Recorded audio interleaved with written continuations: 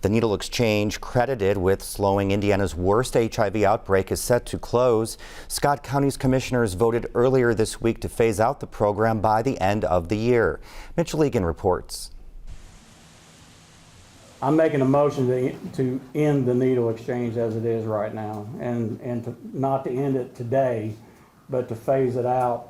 In Scott County, disappointment but not surprise after the commissioners voted to end the needle exchange. We anticipated this would probably be the way the commissioners voted, so we're not shocked. Advocates increased their outreach the last month to educate and stump for the program, which they say has not only reduced the number of new HIV cases, but also acts as an important resource for healthcare and recovery services.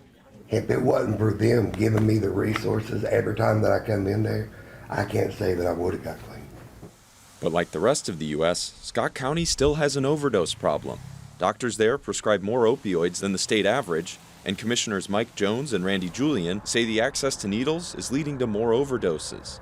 Am I concerned about HIV and hepatitis? Absolutely, I am. Very worried about it. What I'm more concerned about is the people we cannot bring back to life. They say they can't live with a program that makes it easier to use drugs. I know people that are alcoholics, and I don't buy them a bottle of whiskey, and I have a hard time handing a needle to somebody that I know they're going to hurt themselves with. Health officials there say they're dismayed by the decision, which requires them to phase out the needle exchange by the end of the year. The commissioners could reinstate the program at a later date if HIV cases spike again. But health officials say at that point, it'd probably be too late. We hope we're wrong, but, it's very, very likely, and the, experts from all over the world tell us, this is probably going to, be another outbreak without a syringe service program. My colleague Mitch Legan has been following this story. He made another trip to Scottsburg this week and joins us now to discuss the commissioner's decision. So Mitch, you said this was something the community had been expecting. Yep, Mike Jones, the commissioner's president, he's been an outspoken kind of not advocate, adversary of the exchange for a while now. He's not a huge fan of it. Randy Julian was on the fence, and then a couple weeks ago made the announcement that he planned on voting against the exchange. So in talking with health officials down there, there was some hope that some sort of maybe last-minute deal could have been made, but obviously the commissioners went with their gut, and they decided to end the program.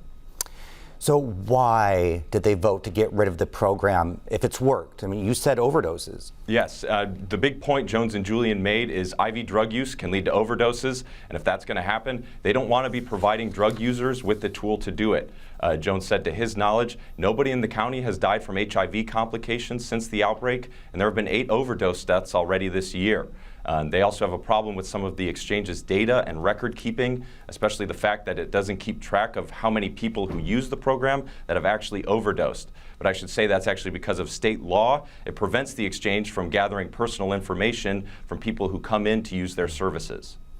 So then what happens to the needle exchange come January 1st? Yeah, the exchange is going to have to stop operating at the start of the next year, but Jones said he didn't want to take something away without providing, something to fill the void.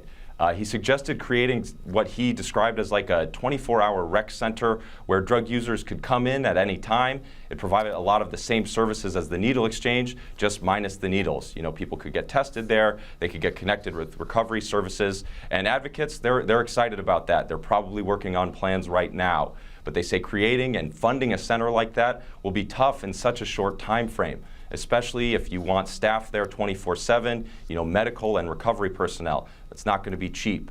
The commissioners said they'd be willing to work with the advocates and could push the deadline for the exchange back if the center isn't ready by January 1st. But advocates and medical workers, they doubt that that center would be as effective because it's the needles that bring the people in the door and then connect them with those recovery and healthcare services. All right, Mitch, thank you very much for your reporting. Appreciate it. Thank you, Joe.